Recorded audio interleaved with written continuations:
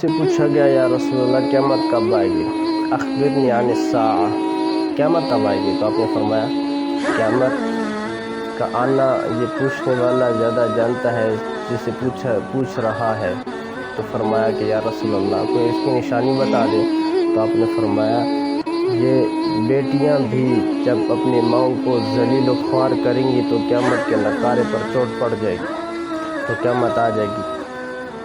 بیٹے تو ہوتی اکثر نافرمان ہیں کہ جب بیٹیاں نافرمان ہو جائیں گی تو قیامت آ جائے گی۔ تو بھائیو اس کے ذریعے سب سن رہے ہیں کہ اپنی زندگی کو اپنے والدین کے لیے وقف کرو کہ اللہ نے فرمایا لا تقل لہما اف ولا تنہرہما، کہ والدین کو اف تک بھی نہ کہو، ان کو کسی بھی سے روکو بھی نہیں۔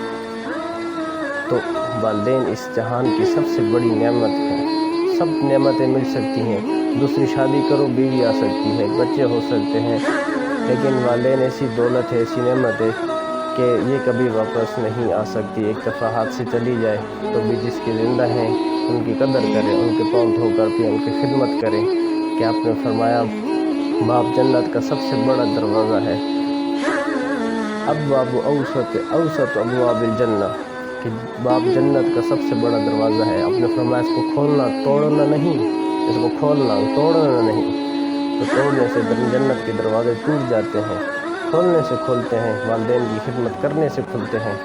آویس کرنی جن کے بارے میں آتا ہے کہ جب ہاتھ اٹھاتے تھے تو کوئی دعا رد نہیں ہوتی تھی، تو اس کی وجہ کیا ہے کہ جب بھی انہوں نے ہاتھ اٹھائے تو اللہ نے ان کی دعاؤں کو رد نہیں کیا، صرف ماں کی خدمت سے یہ مقام ملا ہے کہ آج بھی ان کے قبروں سے خوشبو آ رہی ہے۔ تو والدین کی خدمت کرنا یہ انسانیت کا سب سے بڑا اعلیٰ کام ہے۔ تو آپ نے فرمایا تو صبح سویرے اٹھ کر والدین کو خوشی کی نگاہ سے، محبت کی نگاہ سے دیکھتا ہے، اللہ اس کو ایک حج اور عمرے کا مقبول حج عمرہ جو اللہ کے ہاں زیادہ مقبول ہو، اس کا اجر عطا فرماتا ہے۔